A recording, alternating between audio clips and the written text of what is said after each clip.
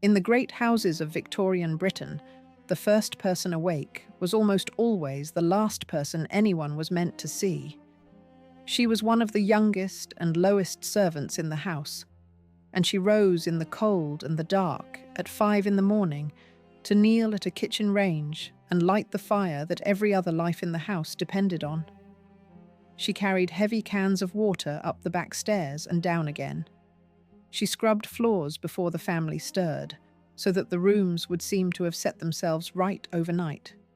Yet by the rules of her world, if she met the family on the stairs, she was to stop and turn and press her face to the wall until they had passed. This is the story of the invisible people who ran the great houses of Britain. If you love the history, the guidebooks leave off the tour. Subscribe now and stay to the end. The people in this film were built into the walls of the grandest houses in Britain, and it takes the whole story to bring them back out. Chapter 1. The First Fire in the Dark. Long before the family woke, someone was already at work in the cold, and the whole magnificent day depended on her. She was the lowest servant in the house, and she was the one the house could least afford to lose. The fire she lit warmed the water that shaved the master and washed the children. It heated the range that cooked every meal. It took the chill off rooms that the family would not enter for hours yet. And she lit it in the dark, alone, so that by the time anyone above stairs opened their eyes, the house would already seem to be breathing on its own. That was the whole trick of the great house. It was built to look as though it ran itself. A guest arriving for a weekend saw warmth without a fire being carried, food without a kitchen in sight, clean floors and made beds and polished silver. All of it appearing as if the house simply produced these things by its own grand nature. The truth was the opposite. Behind every effortless surface stood a person, usually several, and the more effortless the surface looked, the more hidden labour it took to produce. To understand the Victorian Great House, you have to see it as two houses stitched into one body. There was the house the world was invited to admire, the staterooms and the grand staircase and the family apartments, all light and space and display. And there was the second house folded around it, and beneath it and above it, the service house, the basement kitchens and the attic bedrooms and the narrow passages that joined them, built for a population the family preferred not to think about. The two houses shared the same walls. They almost never shared the same rooms. The people of the second house had a single overriding instruction that shaped their entire working lives. They were to be invisible, not quiet, not merely discreet, but as close to unseen as a living person could be made. The fires were to be lit before the family rose. The cleaning was to be finished before the family came down. The servant, who could not avoid being in a room when the family entered, was expected to still herself against the wall and wait, eyes down, until she was alone again. An entire class of people spent their days moving through a house they were forbidden to appear to inhabit. This was not cruelty for its own sake, though it was often cruel. It was a system, and it had a logic, and the logic was about wealth. The point of a great house was to display a way of living that ordinary money could not buy. Anyone could own chairs and plates. Only the very rich could own the time and the hands of dozens of other human beings, and arrange them so skillfully that the labour disappeared and only the comfort remained. The invisible servant was the proof of the fortune. She was the most expensive thing in the room, precisely because you were not supposed to notice her at all. Multiply that one fire by the size of a great house, and the scale of the hidden mourning comes clear. A large country house did not warm itself at a single hearth, but at dozens, a fire in every principal room, the bedrooms and dressing rooms, the libraries and morning rooms and halls, and every one of them had to be raked out, laid fresh, and lit before the family found it. the housemaids moved through the sleeping house in the dark, kneeling at grate after grate, scrubbing out the cold ash of the day before, blacking the iron, building up the coal and the kindling, and setting the flame, so that a whole building of frozen rooms would be warm and glowing by the time anyone above stairs cared to enter. It was labour measured not in one fire, but in many, done against the clock of another family's waking. The fire was only the first of the morning's silent tasks.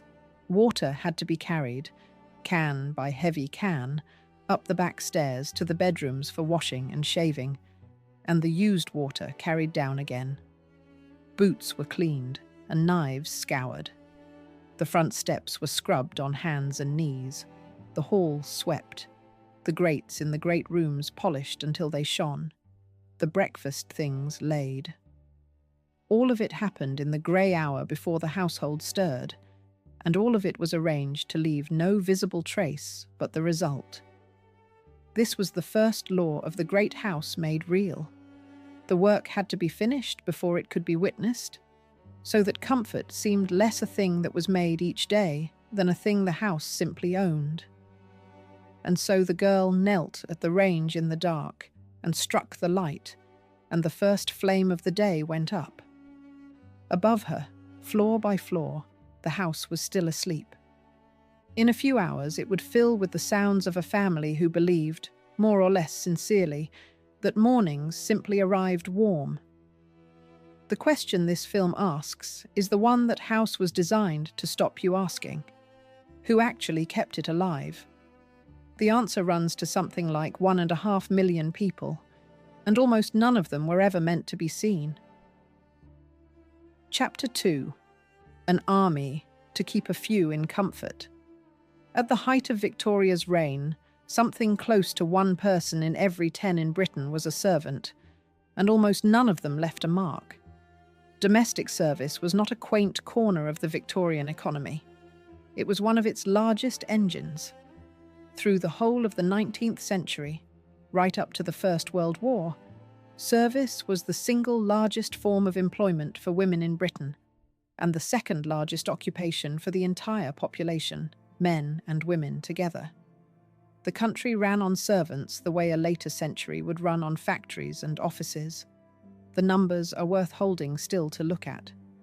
In the census of 1851, roughly 1.25 million people were recorded as domestic servants in England and Wales. 40 years later, in the census of 1891, the number of women and girls alone in service had climbed to around 1.3 million, and the total service workforce is usually put at close to 1.5 million. Behind each of those figures was a person who cooked, or carried, or cleaned, or waited in someone else's house for someone else's comfort, most often for wages that would look like nothing today. The grander the house, the deeper the machine ran. A comfortable middle-class family might keep 1 maid, or 2, or 3. A great aristocratic house kept a small population.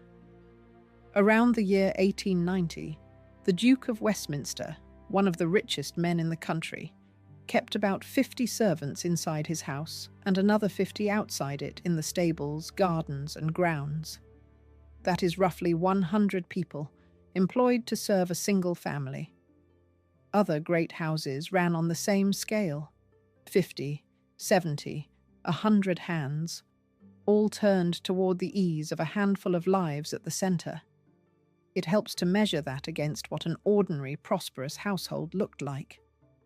Mrs. Isabella Beeton, whose Book of Household Management from 1861 was the most influential domestic manual of the age, laid out a ladder that tied servants directly to income. A family with about £1,000 a year, a very comfortable sum, could keep a cook, an upper housemaid, a nursemaid, an under housemaid, and a manservant.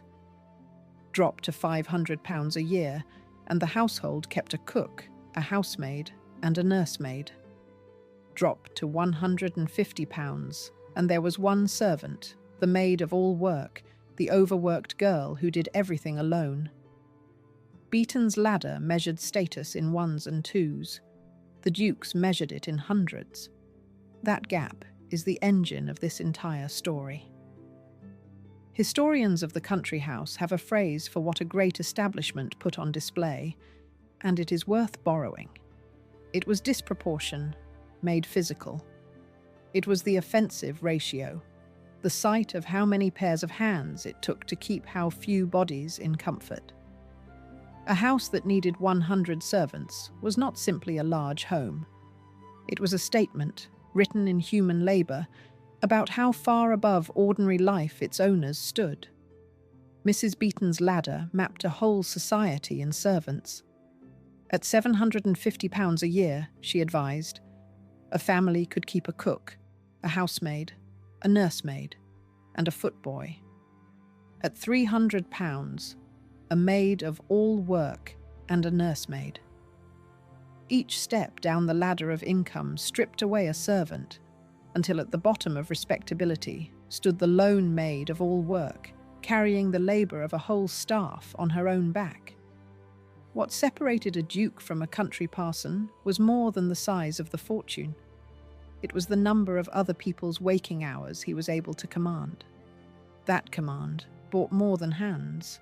It bought the appearance of never needing them. A modest household's single servant was plainly visible, plainly overworked, and plainly essential. The great house could afford to spread its labour so thin across so many specialised servants that no one of them ever seemed to strain, and the whole enormous effort melted into an impression of ease. That impression was the real luxury on sale. Anyone with a little money could be comfortable. Only the very rich could be comfortable, and appear to have done nothing at all to earn it. The 100 hands at the Duke of Westminster's command did more than get the work done. They made the work vanish.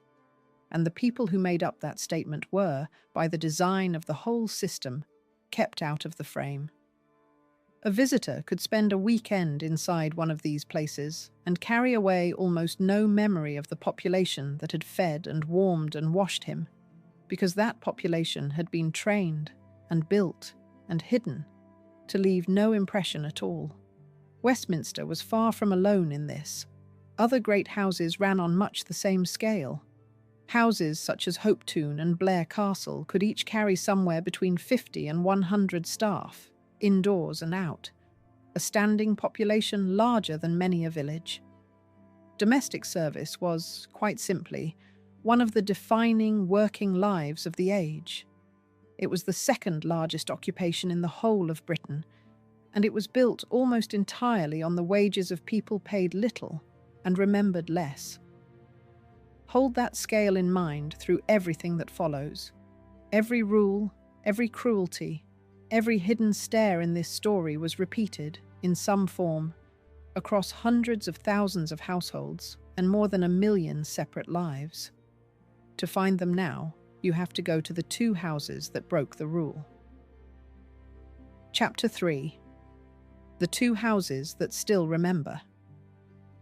Almost every great house destroyed the evidence of the people who ran it, but 2 of them kept it, room for room and face for face. The first is Erdig, a country house near Wrexham in North Wales, home for centuries to a family called the Yorks. The Yorks were never among the richest families in Britain, and by their own admission, they could not pay the best wages. What they did instead has made their house one of the most important places in the country for understanding the servant's life. Starting in 1791, an owner named Philip York did something almost no other master thought to do. He commissioned portraits of his servants. He hired a local artist, John Walters of Denbigh, to paint them. And he wrote verses about each one in his own hand, describing their character, their work, and their years of service. 6 portraits were painted in that first set, and 7 eventually hung together in the servants' hall, each with its poem. 10 of the paintings survive to this day. When photography arrived in the next century, the Yorks simply carried the tradition on in the new medium. They photographed their staff and composed fresh verses to go with the pictures, decade after decade. Because they did, a whole working household steps out of the shadows. A surviving group photograph taken at Erdig in 1912 shows the servants gathered together in the open air, gardeners and housemaids and footmen, the butler, the cook, the laundress, the housekeeper, and the estate foreman, an entire staff caught in a single frame with their names attached. Nowhere else in Britain is the invisible population made so plainly, so deliberately visible. The Yorks turned the ordinary rule of the great house upside down, and the reward, 2 centuries later, is that we can look their servants in the face. The second house is Lanhydrock, in Cornwall, home of a family called the Robartes. In 1881, a fire tore through the house, and it was rebuilt through the following years by an architect named Richard Coad, whose patron wanted the new service rooms fitted out with the most modern equipment of the day. Because the family later gave the house and its contents to the National Trust largely unaltered, Lanhydrock preserves an almost complete Victorian service world. You can walk it, room by room, exactly as it was. There is the great kitchen, built high and cool, and the sculleries where the dirtiest work was done, and the larders where meat and game and butter were kept cold. There is the dairy, the bakehouse, and the steward's room laid out as it stood at the end of the 19th century. There are the nursery and the nanny's quarters, the luggage rooms, and the servants' bedrooms for maids and footmen, reached by their own separate staircases, so that the sexes never mixed and the family never met them on the stairs. Lanhydrock is the machine of service made solid, the physical proof of everything this film describes. The scale of what the Yorks preserved is easy to understate. Most families, if they thought of their servants at all after they had gone, remembered them as a wage in a book or a name on a reference. The Yorks remembered them as people worth a portrait and a poem, and they kept doing it for well over 100 years, from the first paintings of 1791 down through the age of the camera.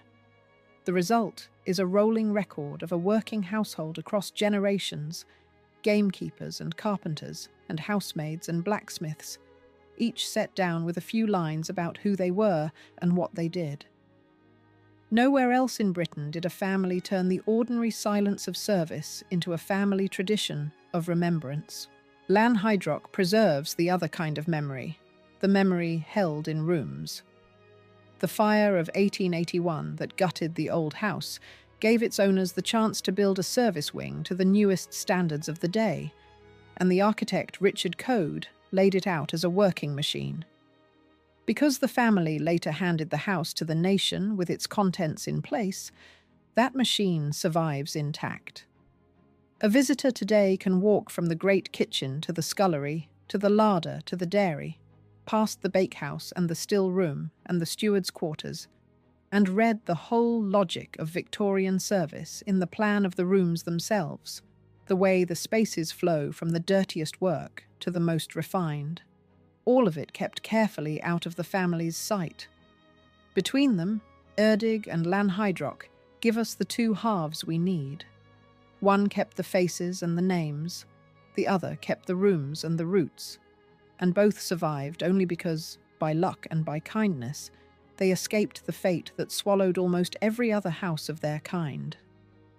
Because to understand what these places really were, you have to open the one door that mattered more than any other in the building, and it was not made of marble or gold. It was covered in a plain sheet of green cloth. Chapter 4. The door that split the world in two. There was one door in every great house that mattered more than all the gilded ones, and it was covered in cheap green cloth. It was called the green baize door, and it stood at the boundary between the family's rooms and the servants' passages. Baize is a thick woolen fabric, most often dyed green. Tacked over a door, it did two exact jobs, and both of them were about keeping the two houses apart. The first job was sound. Behind that door lay the working world, the clatter of pans, the scrape of boots on stone, the voices of people at labour. In front of it, lay the world of ease, where none of that was meant to be heard.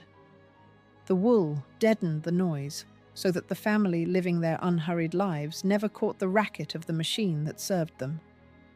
The second job was smell. A kitchen at full work throws off heat and steam and the heavy smell of cooking, and the family was not meant to smell dinner being made any more than they were meant to hear it. The bays absorbed the odours and held them on the servants' side. Food was to arrive at the table as if conjured, with no trace of the room it came from. So the door was a border, and like every border it had rules. Crossing it in the wrong direction or at the wrong moment was among the gravest sins a servant could commit. On one side you were in your own country, however hard it was. On the other, you were in a place where your only permitted state was invisibility.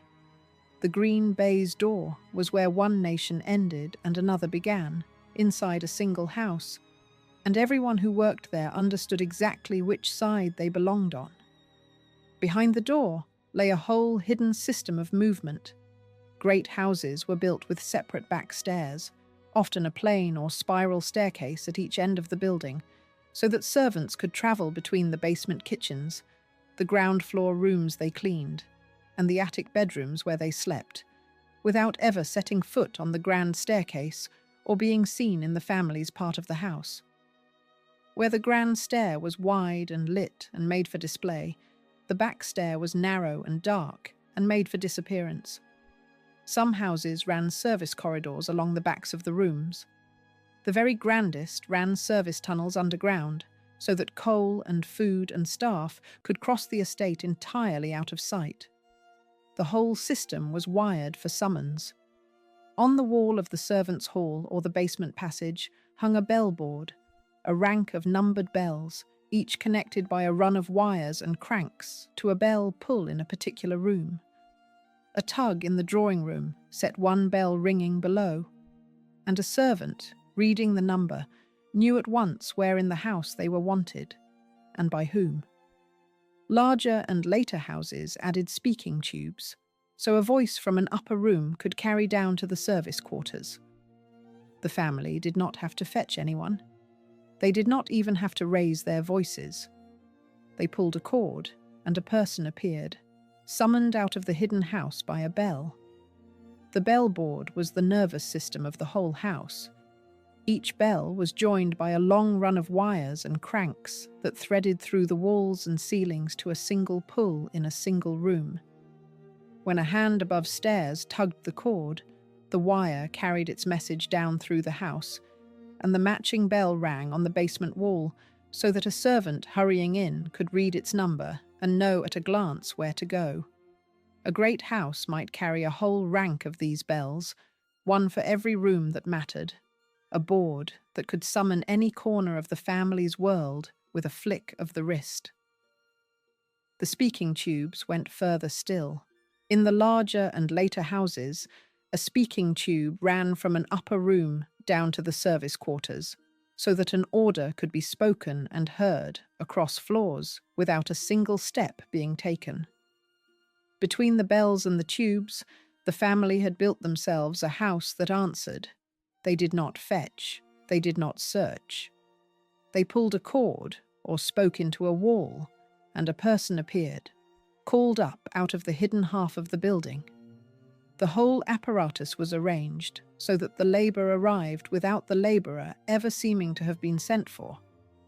And then there was distance.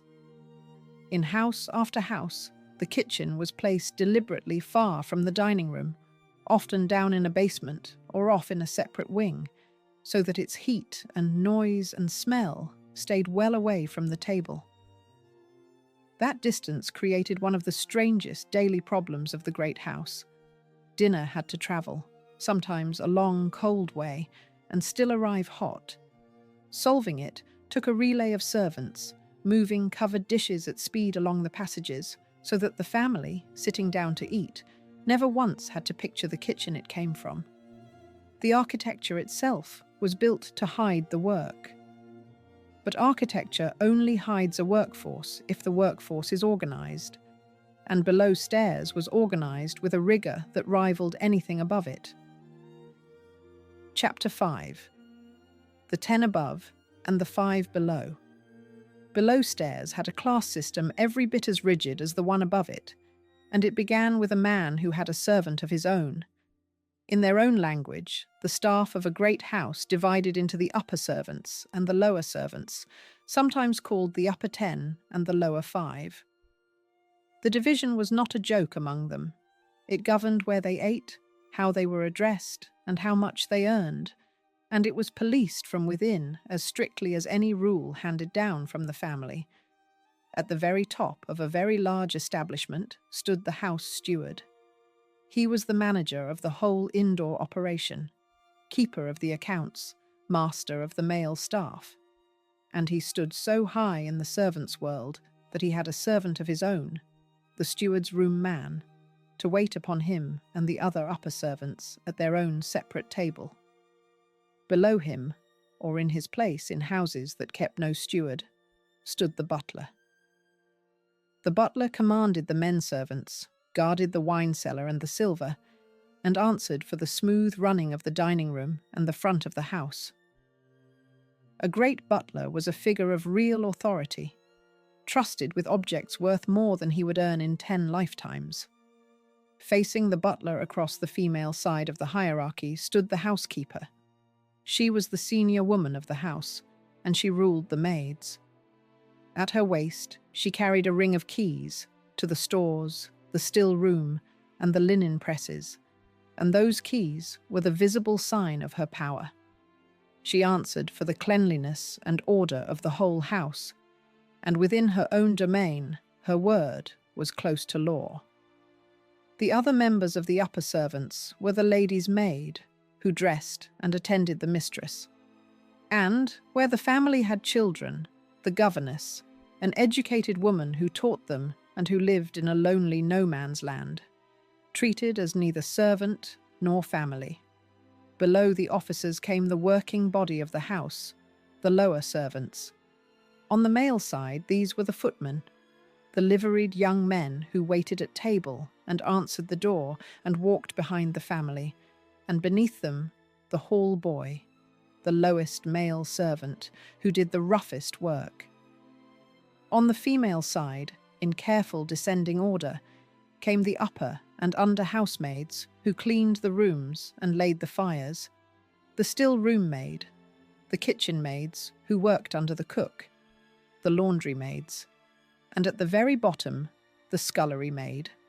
Outside the house ran a parallel establishment: coachmen, grooms, stable boys, gamekeepers, and gardeners under the head gardener, serving the horses, the grounds, and the sport. The wages tell the whole story of rank in a few figures. A house steward, the senior officer of a great establishment, might earn between £50 and £100 a year. A butler earned between £40 and £100, with many settling around 40 to 60. A head gardener, skilled and valued, could command as much as £120 a year, more than most butlers. A footman earned between £20 and £40. A cook earned anywhere from £18 to £50, depending on her skill and the size of the house. The housekeeper was usually paid £5 to £10 a year less than the butler, and the average servant across the whole country earned something like £25 a year, a figure that hides how little the bottom of the ladder truly received. The steward's room man shows how deep the hierarchy ran. Here was a servant whose entire job was to wait upon other servants, to lay the table and serve the meals for the upper 10 when they dined apart from the rest of the household in the steward's room or the housekeeper's room. Below stairs kept its own order of precedence at its own tables, the upper servants eating in dignified separation, often waited on, while the lower servants ate together in the servants' hall. A kitchen maid did not sit with the housekeeper as an equal any more than a footman sat down to dinner with the Duke. The rules of rank that governed the family were mirrored, almost exactly, in the world beneath them. The governess sat outside that order altogether, and hers was the loneliest place in the house. She was educated, and she taught the family's children. That education lifted her above the servants, who did not regard her as one of them. But she took a wage and worked for her keep, which set her below the family, who did not regard her as one of them either. She belonged to neither world, caught in a narrow space between two that both, in their different ways, shut her out. Of all the roles in the great house, hers most clearly exposed how rigidly the whole place was sorted, since it had no comfortable slot for a person who fit nowhere. For at the very bottom stood the scullery maid, who earned the least of anyone in the house while working the hardest and the longest. She held the lowest place in a hierarchy that reached, rung by rung, all the way up to a manager who himself was still a servant. And where she sat in that order was not just a matter of pay. It decided, quite literally, whether she was allowed to be seen. Chapter 6. Hired by the inch, told to vanish. In the same house, one servant was chosen to be stared at, and another was punished for being seen at all. That contradiction sat at the very centre of how the great house worked, and nothing exposes the whole strange machine more clearly than setting the footman beside the housemaid. Consider the footman first. He was chosen, above almost everything else, for how he looked. Height mattered most. A tall footman was more impressive than a short one, and a house that kept a pair of them wanted them matched, so that they stood at the door or walked behind the carriage like a matched pair of carriage horses. Men seeking a footman's place advertised their height in the newspaper, because a mismatched pair was thought absurd, and the tallest footmen, those standing over 6 feet, could command higher wages simply for being taller. His purpose was to be seen. Dressed in livery, the household uniform of coat and waistcoat and knee breeches and stockings, his hair powdered white, he was a piece of walking furniture whose whole job was to make his employer's wealth visible to any eye that fell on him. That display cost money on top of his wage, and the family paid it gladly, because paying it was the point. A single suit of a footman's livery cost around 3 guineas, that is £3 and 3 shillings, in the middle of the century, and a footman might be given 2 or 3 suits in a year, so his clothing alone could cost the household close to £10. On top of that came a tax. Male servants had long been taxed by the Crown, the rate climbing with the number a household kept, and the very powder in a footman's hair was taxed separately, under a duty on hair powder that stood from 1786 until 1869. Keeping powdered footmen in matched livery was, in plain terms, a deliberate and taxed advertisement of how rich you were. The more visible the man, the louder the boast. Now set the housemaid beside him. She was subject to the exact opposite rule. Where the footman was hired to be seen, she was ordered to disappear. The instruction ran deep into her daily conduct. If she was cleaning a room when a member of the family came in, she was to stop, and if she could not leave, she was to stand still and silent and wait. If she met the family on the stairs, she was taught to stop and turn and press her face to the wall until they had passed by. She used the back stairs and the service corridors, never the grand staircase. Her work was to be done early, in the dark, before the family rose, so that the rooms would appear to have righted themselves overnight, with no visible hand behind the change. Turn and face the wall. It is a small instruction, and it contains the whole system. It says, in a single gesture, that a human being can be present in a room and required to behave as though she were not there. By the middle of the 19th century, the lower servants of a great house had been engineered into something close to ghosts, everywhere in the building and acknowledged almost nowhere in it. The footman on show and the maid at the wall were two faces of the same idea. The wealth was proved by controlling other people's visibility. You paid extra to be seen by a tall man in silk stockings, and you paid extra to never have to see the girl who cleaned your grate. The economics of the footman make the display plainer still. His wage of £20 to £40 a year was only the start of what he cost. His livery was tailored and expensive, a single suit running to around 3 guineas and renewed 2 or 3 times a year, so his clothing alone might cost the household near £10. On top of that sat the taxes. The Crown had long charged a duty on male servants, the levy rising with each additional man a household kept, so that every footman was, in effect, a line the family chose to pay for the pleasure of being seen to afford him. The powder in his hair carried its own separate tax, in force from 1786 to 1869. A powdered footman in fresh livery was one of the most expensive ways a family could spend money on nothing but appearance, which is precisely why the grandest houses kept several. Against him stood the maid, whose whole value lay in costing as little as possible and showing as little as possible. She wore plain working clothes, meant to mark her out as staff and then be forgotten. She was cheap, she was many, and she was told to keep herself out of sight. The house spent lavishly to be seen owning a tall man in silk stockings, and spent as little as it could on the women who actually cleaned it, and required those women to move through the building as though they left no mark in it at all. That contrast followed the cold logic of display to its conclusion. The whole point of the servant was to prove the master, and a servant proved the master best by being either magnificent or unseen. And the girl who cleaned the grate paid too, in a currency the family never counted. She paid in hours and in cold, and in the slow wearing down of a young body. Because for all the rules about where a servant might be seen, the hardest rule of all was the one about when the work began, and when, if ever, it was allowed to stop. Chapter 7. Before dawn to after midnight.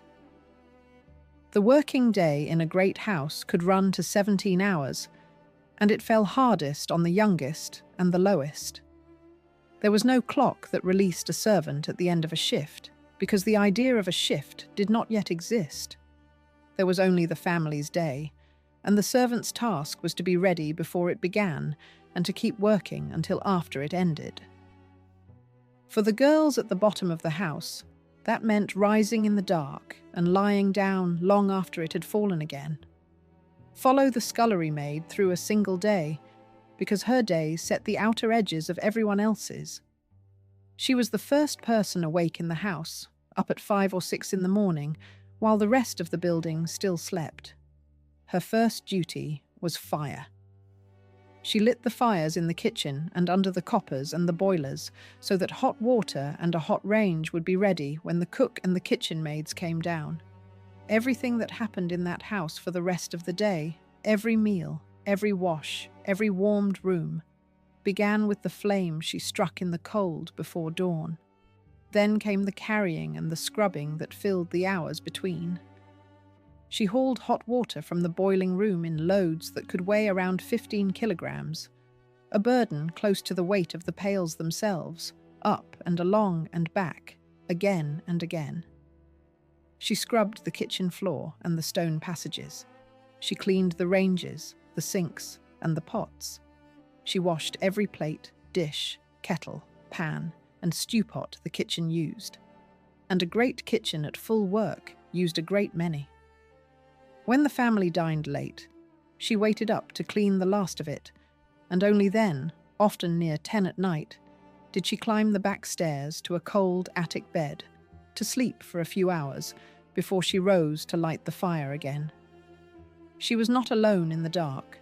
The housemaids rose early too, to do the work the family must never witness.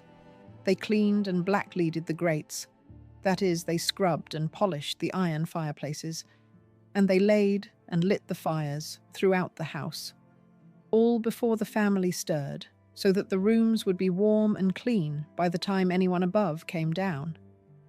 It was heavy, filthy, freezing work, done on hands and knees in the half-light, and it had to leave no trace of itself but the warmth. The whole art of it was that the family should walk into a bright, warm room and never once think of the girl who had knelt there in the cold an hour before. Set the labour against the pay, and the ratio turns sharp.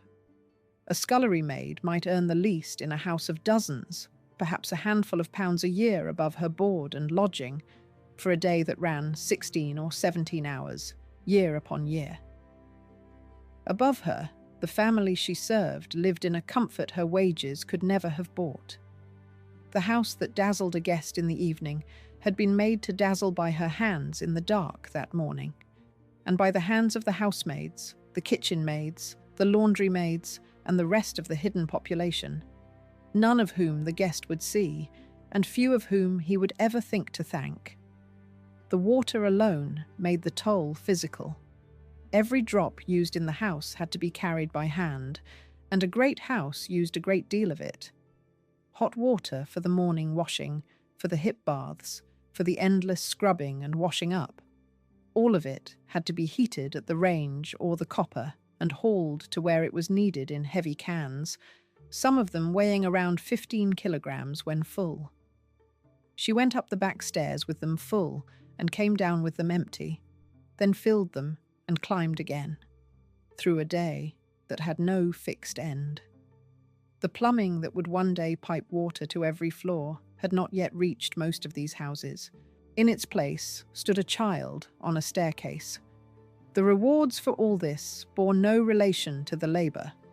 A scullery maid stood at the bottom of the wage ladder, earning the least of anyone in a house that might hold 50 servants or more, a few pounds a year above her board and her attic bed, for a working day of 16 or 17 hours, year upon year. Above her, the family she served enjoyed on any ordinary evening a scale of comfort she would never share. Every polished surface, every warmed room, every dish carried hot to the table was paid for twice, once in the family's money, and once in the hours of the young women who were never counted at all. This was the machine at its full and terrible efficiency. It turned the hours of the young and the poor into the ease of the rich and the few, and it did so quietly, day after day, behind a door faced with green cloth. It could seem, to the people running it, as permanent as the stone the houses were built from, yet it would not last. It rested on money, and on a supply of cheap and willing hands, and both of those foundations were about to crack. Before they did, though, one family in Wales did something that would let us remember, by name, at least a few of the people the machine was built to erase. Chapter 8. The family that painted its servants. One family could not afford the best wages, so instead they did something almost no one else in Britain thought to do. At Erdig, near Wrexham in North Wales, the York family paid their servants below the going rate and made up the difference in a currency no other house was spending. They gave them a place in the memory of the house. They painted them, wrote poems about them, and later photographed them. And because of that choice, a handful of ordinary working lives survived the erasure that swallowed almost everyone else. The heart of it is a woman named Jane Ebrel. She was born in 1706, and she spent her whole working life in service to the Yorks at Erdig. She was a housemaid, and in her old age she was given a gentler task, brushing the cobwebs and the dust from the high plasterwork of the great rooms with a long-handled brush, a job that earned her the affectionate title of the Spider Brusher. She was the wife of the Erdig coachman, and she went on earning her keep in that house until she died at the age of 87. Because an owner named Philip York chose to have her painted and to write a verse about her. We know her name, her face, her marriage, her work, and her years, when the entire staff of far grander houses vanished without leaving so much as a list. She was not the only one they recorded. York commissioned his first set of portraits in 1791 from a local artist, John Walters of Denbigh, and he wrote the verses himself. 6 were painted at first, and 7 eventually hung in the servants' hall, each above its poem. 10 of the paintings survive. Around Jane Ebrel, they give a whole cast of named working people: Jack Henshaw, the gamekeeper; Jack Nicholas, the kitchen man; William Williams, the blacksmith; Thomas Jones, who was a butcher and a publican; and Edward Prince, the carpenter. These are not job titles. They are men, named and described by the family they served, caught in paint and verse, at a time when almost no one thought a servant worth the canvas. The Yorks carried the habit down the generations. When photography arrived, they simply changed the medium, photographing their staff and composing fresh verses to go with the pictures. A group photograph taken at Erdig in 1912 gathers the whole household in the open air: the gardeners and the housemaids and the footman, the butler, the cook, the laundress, the housekeeper, and the estate foreman, standing together with their names known. It is one of the most quietly astonishing images in the history of British service, because it shows the invisible population being deliberately, affectionately made visible. What makes it astonishing is how rare it is, and that rarity is the real point. The Yorks were never rich.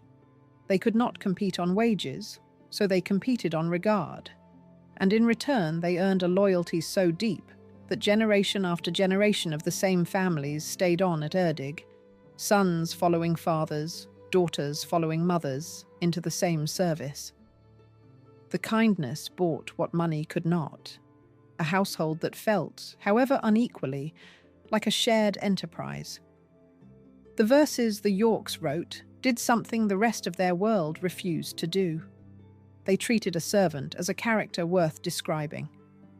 A poem might note a man's long years of service, his skill at his trade, his temper, or his loyalty. The small human particulars that a wage book never records. In an age that reduced most servants to a roll and a number, the York verses insisted that the gamekeeper had a name and a nature, that the carpenter and the blacksmith and the kitchen man were individuals who had lived and worked and grown old under that roof. It is a small thing and an enormous one, this decision to write a servant down as a person, and the loyalty it bought was real and lasting. Because the Yorks treated their people as part of the whole enterprise, servants stayed and their children stayed after them, so that whole families served at Erdig across generations, a continuity almost unheard of in a trade where most servants moved on every few years in search of better pay. The 1912 photograph is the proof of it, a household caught together in the open air, the fruit of more than a century of a family choosing to see the people who served it. When you stand before that image now, you are looking at faces that the ordinary rules of the great house should have wiped away, saved only because one modest family in Wales decided that a servant was worth remembering by name. And the York exception measures the size of the loss everywhere else. For every Jane Ebrel, whose face we can still study, there were tens of thousands of housemaids and scullery maids and kitchen maids who lit fires and carried water and scrubbed floors for a working lifetime, and left no portrait, no verse, no photograph, and often not even a full name in the record. The Yorks prove it did not have to be that way.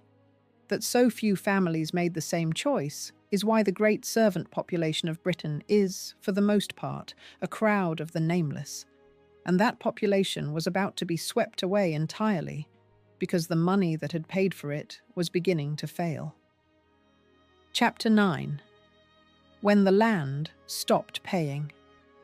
The system looked eternal, but the ground it stood on had already begun to give way beneath it.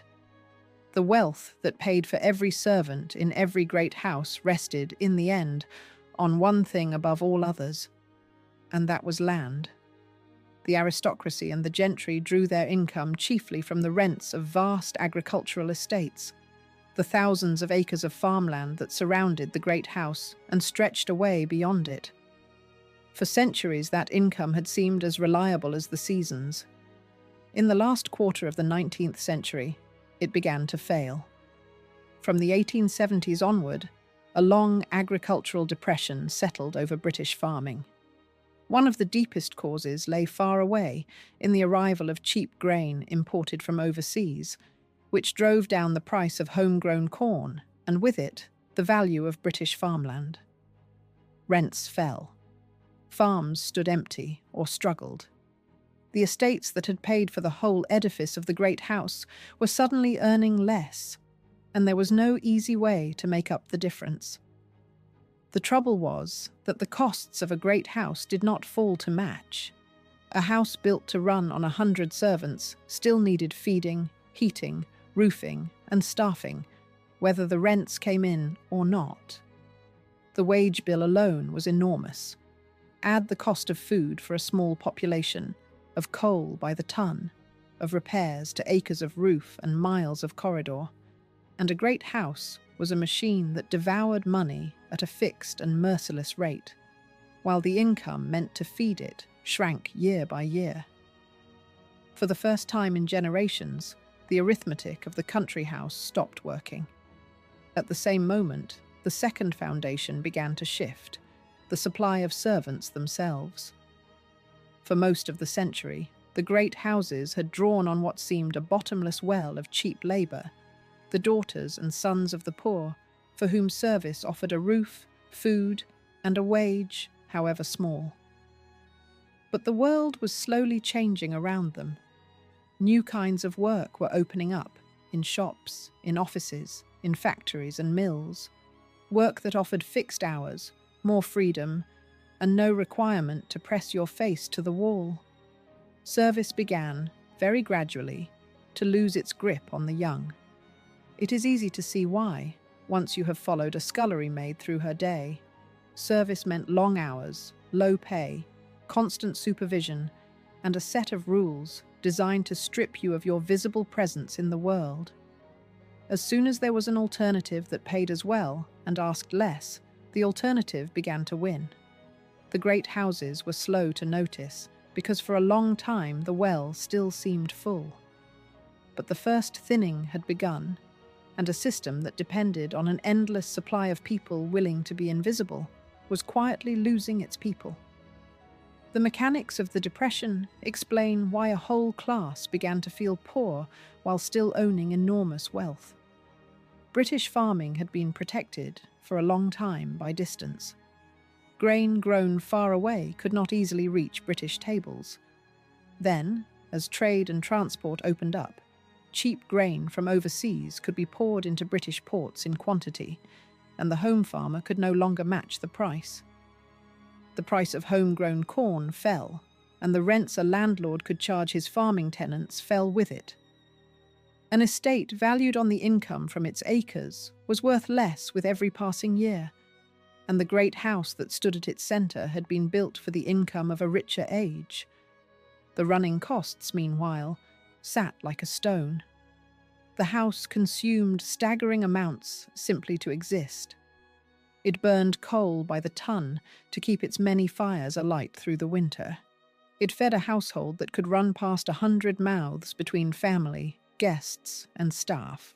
It paid a wage bill that stretched from the steward at the top to the scullery maid at the bottom. It kept acres of roof weather-tight, miles of corridor lit, gardens and stables and estate cottages in repair. These costs cared nothing for whether the harvest was good or the rents came in. They fell due all the same, and increasingly the money to meet them did not arrive. The thinning of the servant supply struck at the one thing the whole system had always taken for granted. For generations, the great houses had assumed that there would always be more girls than places, that poverty would keep the kitchens and sculleries filled, no matter how hard the work or how small the pay. Slowly, that assumption began to fail. The spread of schooling gave poor children other futures. The growth of the towns offered work in shops and mills, and, before long, in offices, work that came with set hours and Sundays free, and no rule that you make yourself scarce when your betters appeared. A girl who might once have had no choice but service now had, here and there, a choice.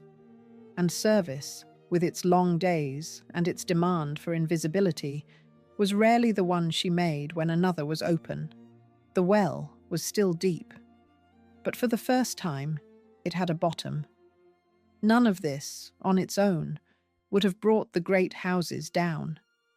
Falling rents were painful, but families had weathered bad years before. A thinning of servants was a nuisance, not yet a crisis. What turned these slow pressures into a collapse was the arrival of a new and deliberate force, one that reached into the great estates and took a share of them at the worst possible moment, again and again, one death at a time. Chapter 10. A tax that arrived with every death. In 1894, the government found a way to take a share of the great estates, and it took it one funeral at a time. The instrument was a new tax on inherited wealth, known then and long afterward as death duties. When the owner of an estate died, the state now claimed a percentage of the value that passed to his heir. It was, at its introduction, set at 8% on estates worth more than £1 million. For families whose fortunes were tied up in land, this was a wholly new kind of threat. The danger lay in the nature of aristocratic wealth.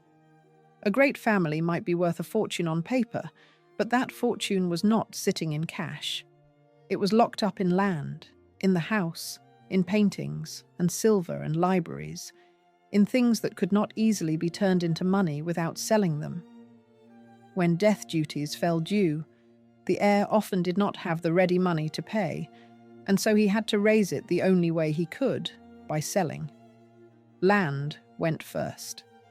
Then, when the land was gone, or would not cover it, the contents, the pictures and the furniture and the books that had hung and stood in the house for generations, and when even that was not enough, the house itself. What made death duties so lethal was that they arrived with mortality, which is to say without any regard for timing. A family might be struck twice in a decade, losing a father, and then, before the estate had recovered, an elder son, each death triggering a fresh demand. And the rate did not stay at 8%. Through the decades that followed, death duties were raised again and again, until by the middle of the 20th century, they could take a truly brutal share of an estate on each successive death, enough to break a family that had ridden out every previous storm. Set the tax against the running costs, and the trap closes. A great house might already be straining to pay a wage bill for 50 or 100 servants out of rents that had been falling for 20 years. Now, on the death of its owner, it faced a tax bill that could run to a large fraction of everything the family owned. There was no version of the sums that worked. You could not keep 100 servants, and a roof of acres, and a farm that no longer paid, and also hand a great slice of your capital to the state every time the head of the family died. Something had to give, and what gave, over and over, was the household. Death duties killed slowly, and by arithmetic. Take an estate worth well over £1 million, almost all of it in land, house, and heirlooms, and almost none of it in ready cash. The owner dies. The state presents a bill for its share, payable in money the family does not have lying about. To find it, the heir sells a farm, or a stretch of the estate, or a painting that has hung in the hall for 2 centuries. The bill is met. The estate is smaller. And then, perhaps within a few years, the heir himself dies, and the whole grim process begins again. A second bite, taken out of an estate already reduced by the first. Each bite meant fewer resources to run what remained. A family that had sold 1/3 of its land to meet one death duty had 1/3 less rent coming in, and still had the same great house to keep up. so the pressure to cut the household grew sharper with every generation. The rate, meanwhile, climbed. What began in 1894 at 8% on the largest estates rose over the following decades, toward levels that could take a devastating share of a fortune on a single death. A tax that had looked, at first, like a manageable imposition became, in time, a force that no great landed family could plan around, because it arrived not on a schedule a family could prepare for, but with the blind timing of death itself. The great sales became a feature of the age, and they tell the story in objects. When a family could not meet what the state demanded, the auctioneers came, and the accumulated treasure of centuries went under the hammer, carried out of houses that had held it for generations. A single sale could raise a fortune and empty a house at the same time, and each one marked another old family loosening its grip. The tax took more than money. It broke the physical continuity of a family's world, scattering the objects that had made a great house feel permanent, so that even the houses which survived often survived half-stripped of what had once filled them. For the servants, this was the beginning of the end, though few of them can have understood it in those terms. When a family sold land, it needed fewer estate workers. When it closed a wing to save money, it needed fewer housemaids to clean it, and fewer footmen to serve in it. When it sold the house outright, it needed no one at all. The great establishments began, quietly, to shrink.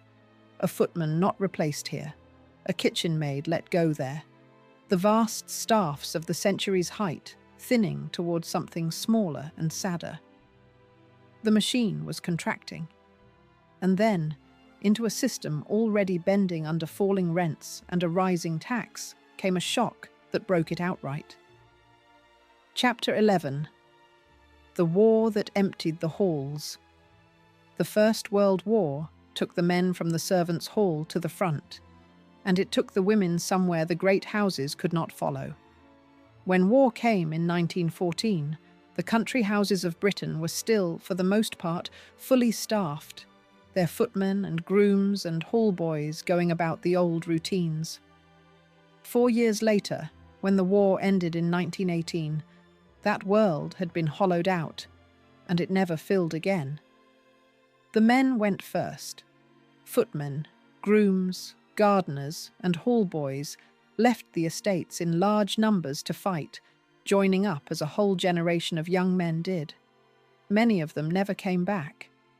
The great house had always run on the labour of the young and the strong, and the war fell hardest on exactly those people, so that when it was over, the supply of young men willing and able to go into service had been thinned by the killing itself.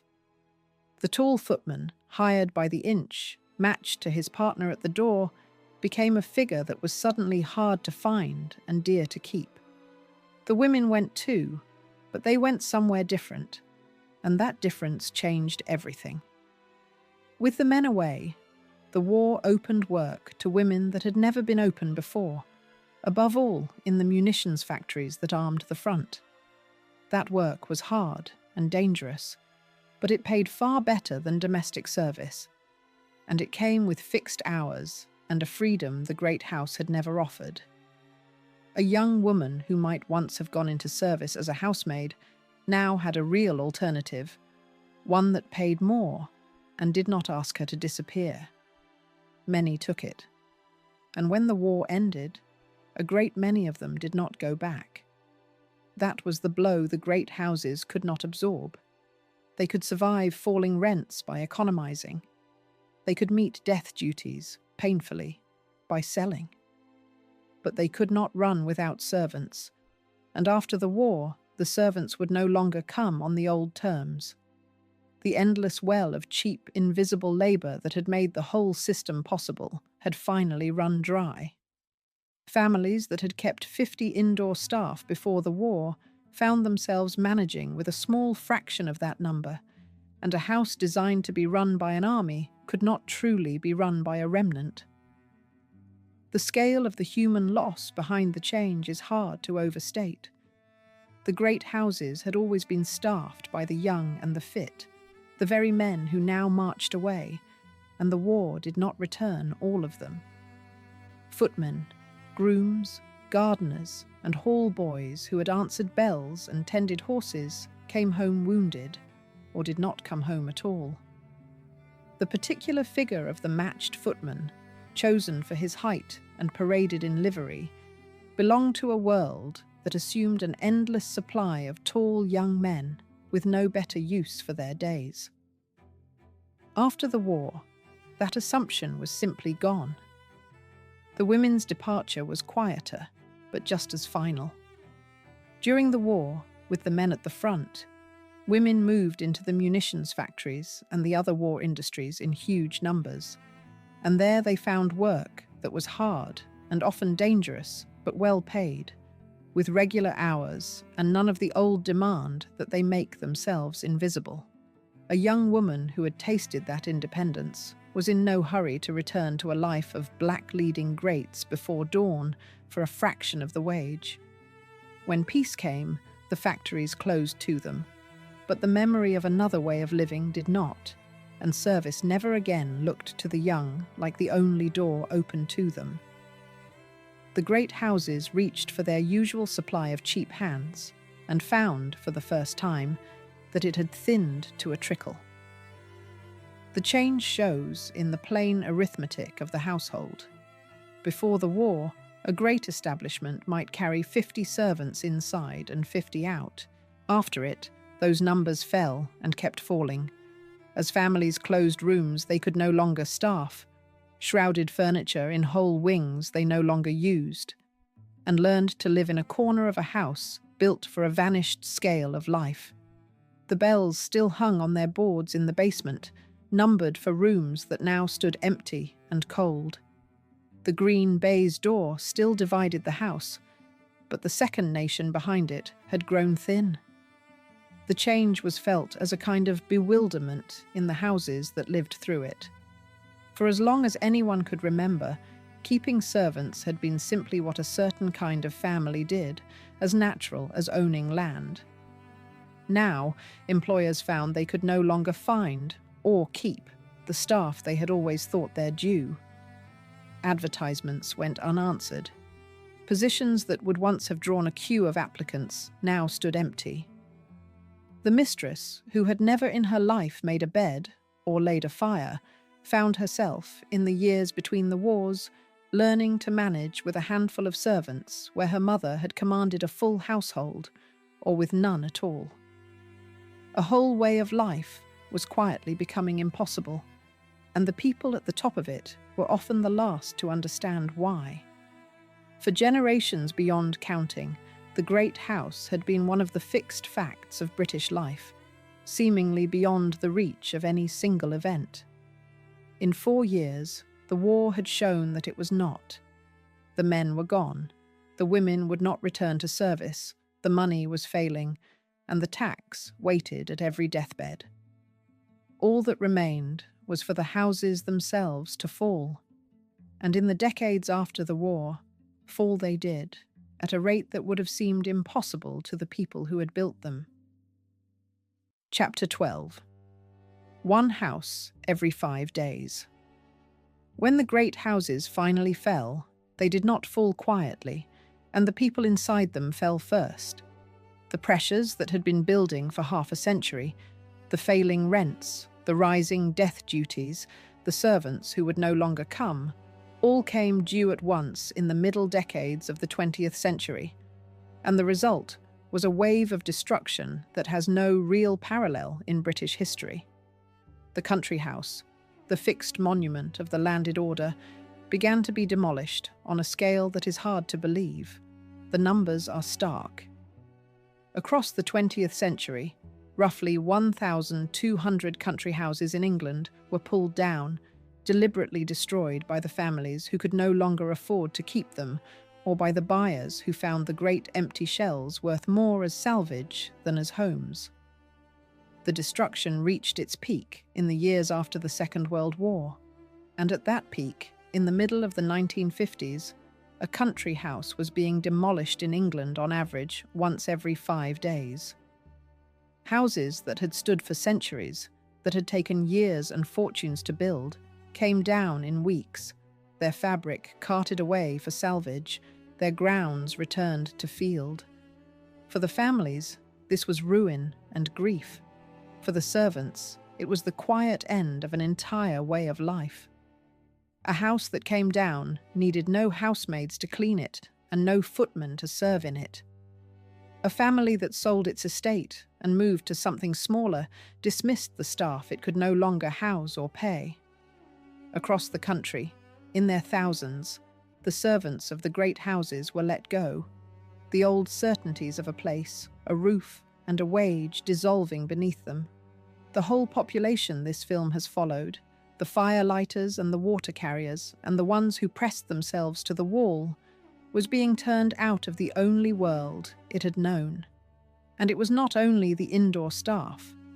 The great house had always sat at the centre of a wider community, a village of estate workers, tenant farmers, gardeners, and tradespeople whose livelihoods depended on the family at the top.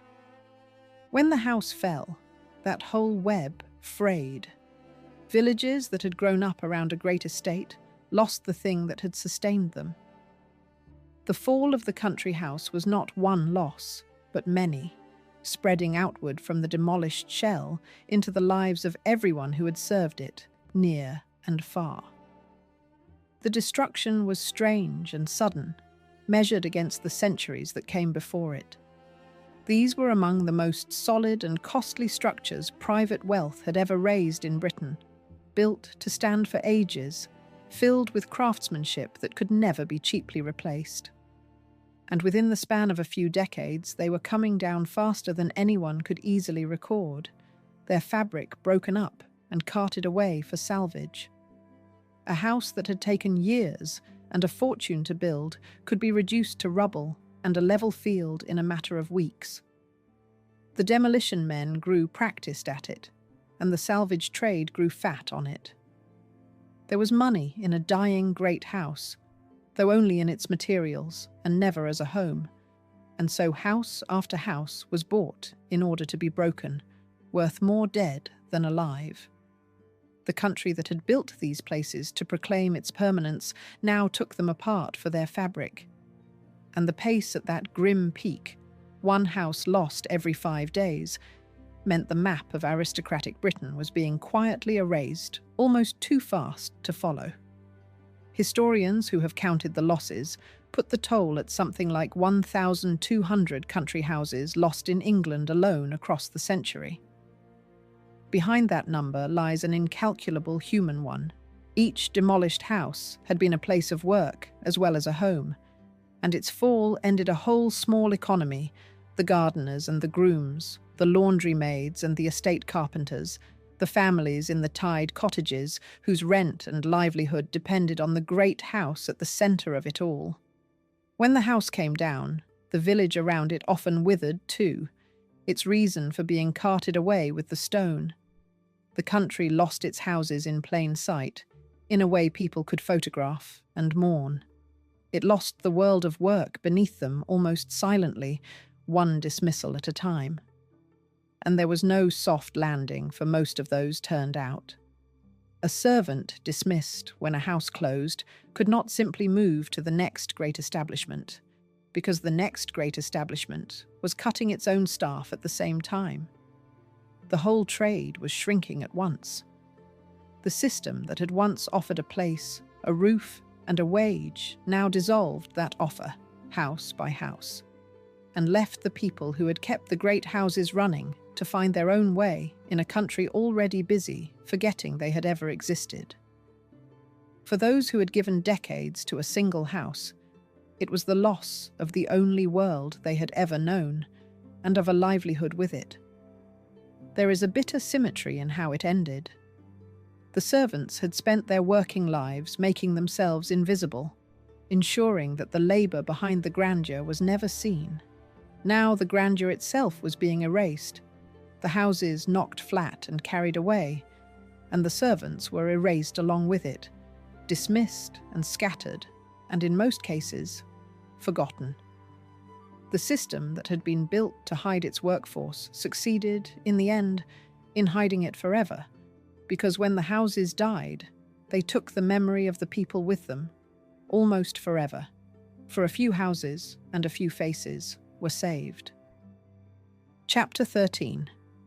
What the two houses saved. A handful of houses were rescued whole, and with them survived the one thing the system was built to destroy. As the demolitions ran on, a countervailing force slowly gathered, the movement to save what could be saved. Its great instrument was the National Trust, a charity that took on country houses together with their contents and their land, and opened them to the public rather than letting them fall. Not many houses were saved this way, set against the 1,200 that came down, but the ones that were rescued preserved something the auctions and the wrecking crews would have scattered. Two of them carry the whole weight of this story. Erdig, near Wrexham, passed to the National Trust in the 1970s, and it survives as one of the most important servant houses in all of Britain, precisely because of what the Yorks chose to keep. The portraits and the photographs of the servants still hang, with their verses beside them, and visitors are introduced to the staff by name, in the very rooms where those men and women worked. It is often called one of the best places in the country to understand the life of the servant, and it earns the title because it is one of the only places where the servant was ever deliberately remembered. Lanhydrock, in Cornwall, survives as the other half of the record, the fullest Victorian service world in the care of the National Trust.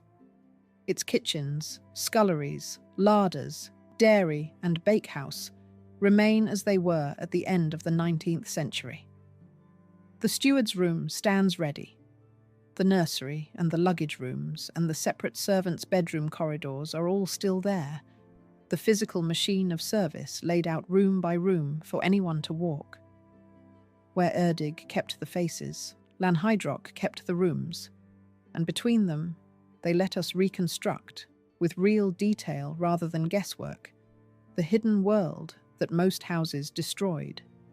Beyond these two, a wider archive survives for those who go looking. There are the household account books and the wage books that recorded, in ink, what a house paid and to whom. There is the rich British tradition of servants' own memoirs and diaries, the voices of people who lived below stairs and later wrote it down. There are the census returns, which listed servants by name and role in the households where they worked, 10 yearly snapshots of the invisible population. From these, patient historians have recovered fragments of thousands of lives that would otherwise have gone entirely dark. The rescue, when it came, rested on a change of heart about what these places were for. For a long time, a great house had been a private machine for a family's comfort and display.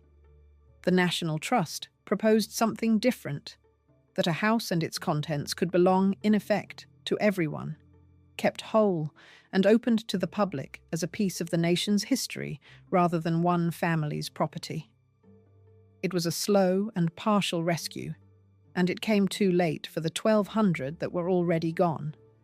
But for the houses it caught in time. It preserved not only the grand rooms the tours had always shown, but at places like Erdig and Lanhydrock, the servant world that families had usually been quickest to strip away. The written record matters just as much as the rooms, and it survives in scattered forms for those willing to search. Household account books and wage books set down, in a steward's careful hand, exactly what a house paid and to whom. Servants' own memoirs and diaries, a surprisingly rich British genre, preserve the voice of people who lived below stairs and later told their story. Census returns, taken every 10 years, list servants by name and role in the households where they worked, a run of snapshots of the invisible population. From these fragments, patient historians have rebuilt individual lives, tracing a housemaid from a village birth to a great house kitchen, and, sometimes, out the other side. At Erdig, the servants are not left as a footnote to the family. Visitors are introduced to the staff by name in the very rooms where those men and women worked, among the portraits and the photographs and the verses the Yorks left behind. It is a small reversal and a profound one. For a century and a half, the rule of the great house was that the servant came second, or not at all, present everywhere and named nowhere. At Erdig, at last, the housemaid and the carpenter and the gamekeeper are known by name, as people worth knowing in their own right. It is the closest thing the vanished world of British service has to a memorial, and it exists only because one family, long ago, refused to let its servants disappear. But the fragments only sharpen the scale of what is gone.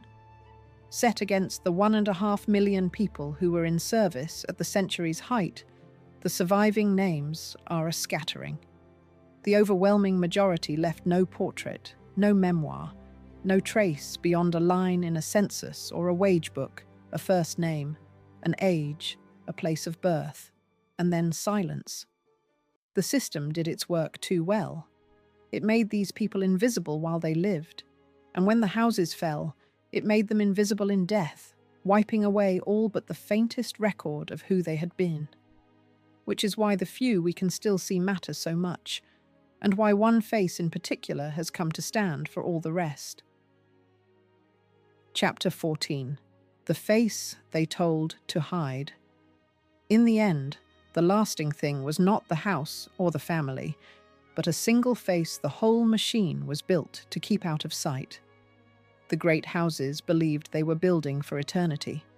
They raised walls of stone meant to outlast every storm, and they staffed those walls as though the supply of cheap and willing hands would never run dry. Within a single human lifetime, both beliefs collapsed. The houses came down at the rate of 1 every 5 days. The invisible army walked out of the basements and did not come back. The permanence they had trusted in turned out to be the most fragile thing of all. What survived was something the builders would never have predicted. Not the fortune which the tax took, not the house which the wreckers took. What survived, here and there, was the recovered face of the servant, the very person the whole magnificent system had been designed to erase. The dukes with their 100 servants are, for the most part, a list of empty titles now, their staffs a blank. But a housemaid named Jane Ebril, who brushed the cobwebs from the ceilings of Erdig and died at 87 in the 1790s, is still known to us by name because one family thought her worth a poem. There is the whole story, folded into a single life. She was, by the rules of her world, a person meant to be unseen. She lit fires in the dark. She worked where the family need not watch.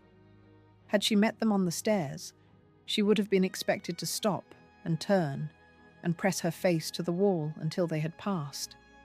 And yet she is the one we can see, across more than 2 centuries, while the grand people she served have faded into their own grandeur. The instruction of her age was to make her disappear. History, by a small accident of kindness, did the opposite. That is the deep truth the great houses reveal, once you look past the marble and the gilt. The grandeur was never self-sustaining. It was a performance, and the performance required an invisible cast of roughly 1.5 million people whose entire working purpose was to make labour vanish, so that a few could live as though rooms cleaned themselves and food arrived out of the air. The green baize door was never only a door. It was a moral line drawn through a single building, dividing the people who were allowed to be seen from the people who were not. And almost everyone born on the wrong side of it lived and died there. There is a temptation, looking back, to soften all this into a story of gracious houses and faithful service, the version sold on 1,000 tea towels and in 100 costume dramas. The record makes that hard to sustain. For every servant who rose, contented, through a long career under a kind master, There were many more who gave their youth and their health to a system that asked everything and remembered nothing, and who ended as they had begun, poor, unrecorded, and old before their time. The comfort of the few was bought with the years of the many, and the price was real, even when it was paid without complaint. Yet the story carries more than indictment, and that is what makes it worth telling. Inside that hard system, people built lives. They formed friendships across the servants' hall table, fell in love on the back stairs, took a fierce pride in a well-laid fire or a perfectly served dinner, and, at a house like Erdig, were sometimes met with a real and lasting regard. The dignity was theirs, not the system's. They kept it in spite of every rule that told them to be no one, and the proof of that dignity is that we still find their faces worth looking at, long after the marble they polished has been carted away. So think of her once more, the girl at the range in the cold and the dark, striking the first light of the day while the great house slept above her. Everything that house would be that day, every warm room and easy meal and gleaming surface, began with her, and she was the one person in it who was never meant to be seen. The houses she and her kind kept alive are mostly gone now, pulled down or handed to the nation. But the fire she lit still tells us the truest thing about that vanished world. The magnificence everyone was invited to admire was made, every single morning, by the people it was built to hide. If this story stayed with you, subscribe, because I am spending this whole channel bringing these hidden lives back into the light. And tell me one thing in the comments. If you could bring back the name of just one of these forgotten servants, whose story would you most want to know, and where in the world are you watching from?